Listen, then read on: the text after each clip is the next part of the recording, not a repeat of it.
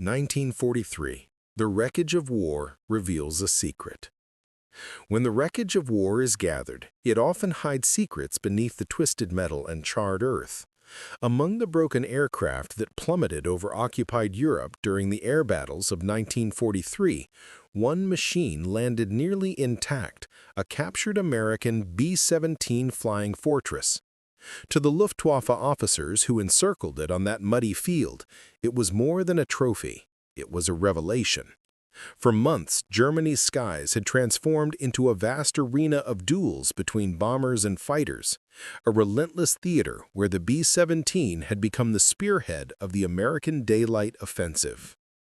This fortress of aluminum, bristling with machine guns, stubborn in its tight formations, and crewed by men who believed their armor and discipline could carve corridors through flak and fire, had earned both the hatred and respect of Luftwaffe pilots.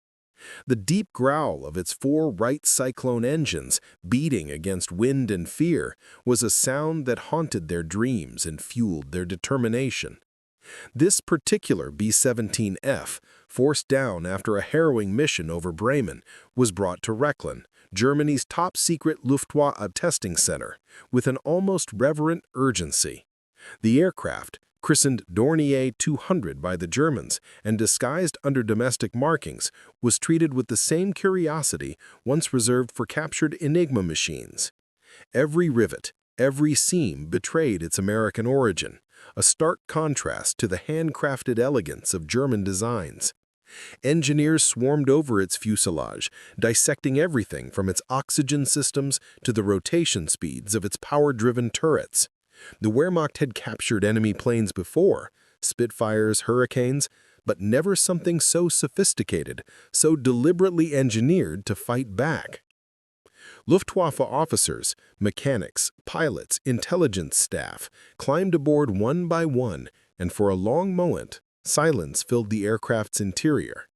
They stood among 13 50-caliber machine guns, twin mounts and single turrets arranged with overlapping fields of fire that left no approach uncovered.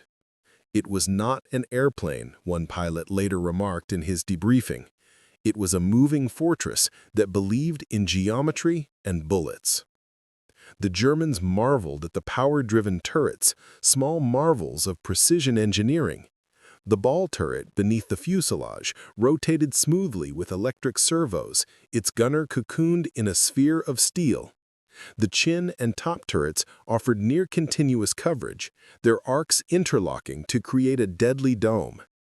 Engineers noted that for all its bulk, the B-17's interior layout was designed entirely around survival. Armor plating shielded crew seats, self-sealing fuel tanks absorbed damage, and redundant hydraulic systems ensured functionality even under heavy fire. It was as though American designers had anticipated every possible failure and layered on one more safeguard, a philosophy of resilience that stood in stark contrast to the Luftwaffe's emphasis on speed and agility. When the first test flight was authorized, Luftwaffe ace Hans-Ulrich Rudel, one of the Reich's most skilled evaluation pilots, climbed into the left seat. The aircraft lifted off with surprising ease, steadier than any German bomber of similar weight. The engines purred in perfect unison, a symphony of mechanical reliability. Rudel performed gentle turns, climbs and dives, feeling how the flying fortress responded, not nimble, but obedient, forgiving, immensely stable. He later wrote in his log, "It was like flying a solid building through the air." At altitude, he engaged the autopilot, a device more advanced than most Luftwaffe aircraft carried even in 1944. The system held altitude and course with uncanny accuracy, a revelation that explained how American bomber crews maintained tight box formations across hundreds of kilometers. The machine itself cooperated, a technical insight that carried a philosophical weight. Germany had built fast, aggressive fighters demanding mastery from elite pilots. The Americans had crafted aircraft that multiplied the skill of ordinary men through engineering. Over the next weeks, test flights continued with meticulous detail. Gunners from the Luftwaffe's experimental staff simulated attack runs using captured or remarketed fighters, Messerschmitt Bf-109s and Focke-Wulf FW-190s, noting how difficult it was to find a blind spot. Even at shallow dive angles or head-on approaches, the fortress could bring at least 1 or 2 guns to bear. The interlocking arcs of tracer fire made frontal assaults nearly suicidal, a lesson that would reshape Luftwaffe tactics. Reports filtered up the chain of command, describing the plane as formidable, rationally built for defense, and, most critically, mass-produced to a standard Germany could not match. The captured B-17 was more than metal. It was evidence of an industrial philosophy alien to the Reich. Every panel fit another with precision, every component was replaceable, every system designed for assembly by unskilled workers following instructions. The Luftwaffe's engineers realized that what the Americans lacked in finesse, they compensated for with sheer volume and repeatability, a different kind of warfare, engineering as democracy. When German officers gathered for debriefings, their tone was a mix of awe and despair. The B-17 was not beautiful like a Messerschmitt Me-262 or a Dornier Do-170. It was methodical. But method, they understood now, could win wars. One officer remarked, "If we had 10 factories that could build machines like this, the air war might have ended differently." Another observed, half in admiration, half in resignation, that the flying fortress represented a moral difference as much as a technological one. It was built to protect men, not sacrifice them, a concept foreign to the Luftwaffe's high-casualty doctrine. Each inspection flight deepened that impression. The more they understood the fortress, the more they glimpsed the scale of the nation that produced it, a country that could pour aluminum and logic into the sky faster than Germany could shoot it down. By early 1944, Luftwaffe intelligence had turned the captured B-17 into a tool of instruction. Fighter schools studied its weak points, distributing manuals marked Geheim, secret. Pilots were trained to attack from below or above, never from the front, and to target engines in pairs. But by then, the knowledge was a double-edged sword. The Americans were sending 1,000 bombers at a time, escorted by long-range P-51 Mustangs that stripped the Luftwaffe from the sky. The Luftwaffe no longer had 1,000 fighters left to meet them. The German test pilots flew the captured fortress until fuel and spare parts ran out, its engines falling silent one by one. Eventually, it sat idle on a remote airfield, a silver giant surrounded by the crumbling infrastructure of an air force that had once ruled the continent. When Allied troops advanced into Germany in the spring of 1945, they found the aircraft abandoned, weather-stained and stripped, but still standing proudly on its landing gear, as if waiting for orders that would never come. The men who had flown it left behind reports written with a mix of technical precision and human humility. One line, copied quietly by Allied intelligence officers who translated the files after 1945, survived the war. We had never encountered defensive firepower like it. To attack such a machine directly is to invite death. The flying fortress is not an aircraft, it is a concept. These intelligence reports reached Berlin with an air of reluctant admiration. Analysts knew the implications extended beyond tactics to Germany's entire industrial war plan.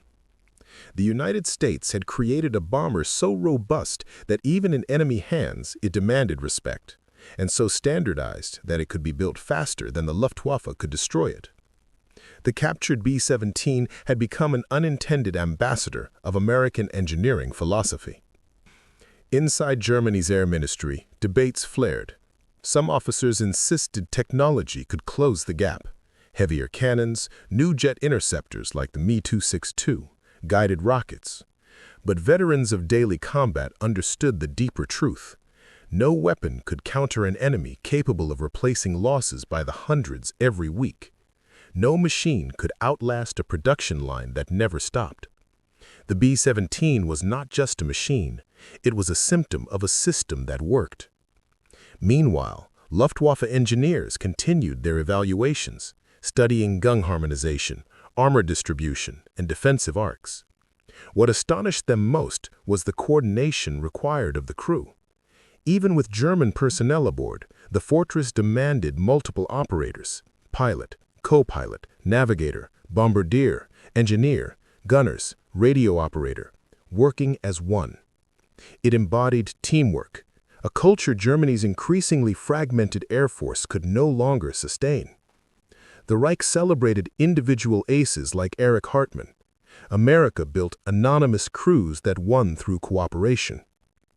The captured aircraft carried psychological weight. For pilots accustomed to the elegant Bf-109s or the brutal Mi-110, the B-17 felt alien, slow, lumbering, yet oddly dignified. It flew with a confidence that did not depend on speed. Rudel noted that the machine gave its crew a sense of belonging to something larger, an unspoken promise that the fortress would protect them as long as they protected it. This sentiment, rare in the Luftwaffe's high-casualty environment, revealed the human side of industrial warfare, trust in the machine as a substitute for faith in command. The Germans sought practical value, revising fighter tactics to avoid sustained engagements and concentrate fire on engines and cockpits. The B-17's weaknesses, limited downward visibility, heavy control forces, and vulnerability to concentrated cannon bursts, demanded courage to exploit, but few survived enough missions to apply the lessons. By late 1943 and 1944, as the 8th Air Force unleashed massed formations, the knowledge from the captured fortress filtered to frontline squadrons. It did little to change the outcome. The waves of bombers came regardless, their numbers overwhelming. Every mission cost the Luftwaffe irreplaceable pilots, the air war's balance collapsing not through lack of skill, but through arithmetic. At Rechlin, engineers began cannibalizing the B-17 for parts, studying its electrical systems for power distribution efficiency, its oxygen regulators for high-altitude consistency, and its cockpit ergonomics. One memo observed that American aircraft seemed designed with the operator in mind, not the inspector, a small phrase capturing the widening cultural divide. German craftsmanship prized perfection at the cost of production speed. The Americans engineered for reliability under pressure. By 1945, the Luftwaffe was dying on the ground as much as in the air. Fuel shortages grounded squadrons, aluminum was rationed, and jet prototypes gathered dust in hangars without electricity. The captured B-17 sat quietly in a corner of the test field, its faded stars faintly visible beneath German markings. Some called it a monument to the lost dream of air superiority, the moment Germany realized the war in the skies was unwinnable. When Allied troops overran Rechlin, they found the wreck, its engine seized, tires deflated, but fuselage intact. American intelligence teams photographed it, documented every modification, and smiled at the irony. Even in death, the fortress had done its duty, teaching its enemies respect. After the war, fragments of German reports surfaced in Allied archives. The tone was almost reverent. One passage read, "The flying fortress is not an airplane to be judged by our standards. It is a weapon of persistence. Its strength lies in the unity of many, not the brilliance of one." For Luftwaffe veterans, this judgment endured. Some admitted the B-17 forced them to rethink aerial combat. Not faster or more agile, but relentless, a collective expression of industrial willpower. Against such a machine, courage alone was never enough. In the decades that followed, aviation historians viewed the captured B-17 as a quiet turning point. It revealed the truth the Reich denied. Technology, production, and ideology must serve humanity, or they serve nothing. The Luftwaffe officers who flew it learned this firsthand, surrounded by armor plate, oxygen tanks, and 13 guns pointing outward, each protecting the other. They had seen a weapon that turned defense into art, engineering into empathy to keep men alive rather than throw them away. The reports ended with a final line, short and unadorned. The flying fortress is not to be feared for what it destroys, but for what it preserves. The story slipped into memory's gray corners, overshadowed by jets and rockets, yet for those who touched its controls, the experience remained vivid, a confrontation with a truth denied. In internment camps of 1945 to 1946, former Luftwaffe officers traded tales, returning to the day they flew an enemy bomber and realized how far behind they were. They spoke not of beauty, but of purpose, a philosophy Germany never embraced, protecting ordinary lives by design. It was, in its own way, the most dangerous revelation of all. The B-17 did not rely on superstition or ideology. It relied on cooperation, engineering, and consistency, virtues that could not be commanded by fear. The Luftwaffe, once the sharp edge of Hitler's empire, had been forged in pride and precision. The Flying Fortress represented something colder and far more powerful, the triumph of systems over charisma, of structure over style. When historians later reviewed the captured reports, they found more than just flight data. They found a kind of reluctant admiration written between the lines. "The Americans have no aces," one document noted, "but they have machines that make aces unnecessary." That sentence echoed the shift in warfare itself, from the duel to the production line, from heroics to logistics. Germany's obsession with mastery had been overtaken by a nation that valued quantity multiplied by reliability. In American archives after the war, Allied analysts discovered several Luftwaffe memos about the captured fortress. One German engineer described its internal wiring as an engineer's conversation with God, functional, simple, and impossible to improve without more people. Another wrote that its radio and navigation equipment were so far ahead of Germany's that the crew might as well have been guided by radar angels. Even their humor carried defeat. The Americans reading those words recognized something extraordinary, a grudging acknowledgement of parity turned into respect.